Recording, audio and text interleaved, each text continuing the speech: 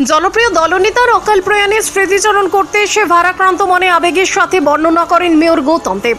কৃষ্ণচন্দ্র পাল ঠিক 6 বছর আগে এই দিনটিতে সকলকে ছেড়ে চলে যান। স্বর্গীয় কৃষ্ণচন্দ্র পাল 23 নম্বর ওয়ার্ডের পুরপিতা সহ সূর্যসেন মহাবিদ্যালয়ের পরে চালন সমিতির সভাপতি ছিলেন। এছাড়াও তিনি ছিলেন সকলের প্রিয় জননেতা।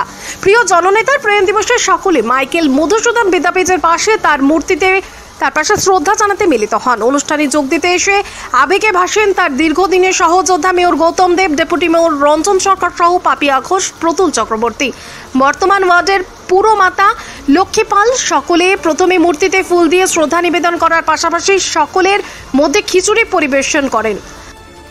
আমার মৃত্যু দিবসে সামাজিক কর্মকাণ্ড করতো, ভাবলেও করছে, সেই কাজগুলো তাদের হতে থাকুক। আমার খালি একটাই খুব দুঃখ লাগে যে কৃষ্ণ অ্যাডমিনিস্ট্রেটিভ জায়গায় যেটা ও যেতে পারত সেটা সময় পাওয়া গেল না। পুরসভায় 15 সালে আমরা হেরে গেলাম। তারপরে যখন আবার হলো ইলেকশন তখন কৃষ্ণ ছিল না।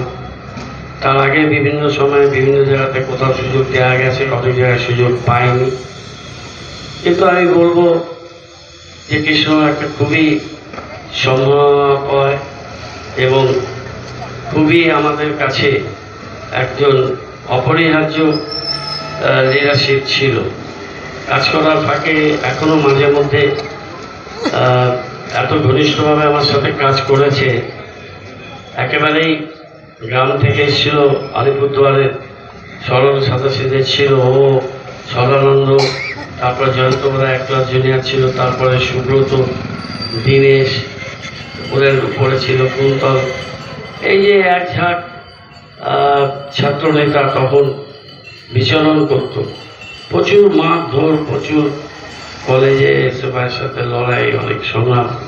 কৃষ্ণর বাবা যখন খুব অসুস্থ হলো, আমি কলকাতায় পড়াশোনা করছি, শিয়ালদা স্টেশন থেকে স্ট্রেচারে করে নিয়ে গেলাম এবং অশোকলাল লক্ষ্মীনারায়ণ উডল্যান্ডসে ডাক্তার আন্ডারে ছিলেন। তারপরে পিজিতে বহুদিন কৃষ্ণ বাবার সাথে ডক্টর জয়ন্ত সেনের আন্ডারে ছিল।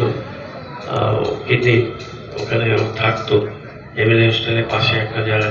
আমি ওকে দেখেছি কৃষ্ণকে, যে নানা বাধা বিপত্তির মধ্যে দেশ স্ট্রাগল করে ওঠা, একটা উজ্জ্বল ভবিষ্যতের দিশারি ছিল। কিন্তু ওর কতই বা বয়স হয়েছিল, আজকে থেকে 6 বছর আগে। হয়তো 50 হয়েছিল কি হয়নি, এরকম হবে। তখন 54 ছিল, তখন 54 ছিল। যাই হোক, 54 একটা কোনো বয়স না। আজকের দিনে আমরা কত বেশি বয়স তো আছি এখনো, কিন্তু কৃষ্ণ আগে চলে গেছে।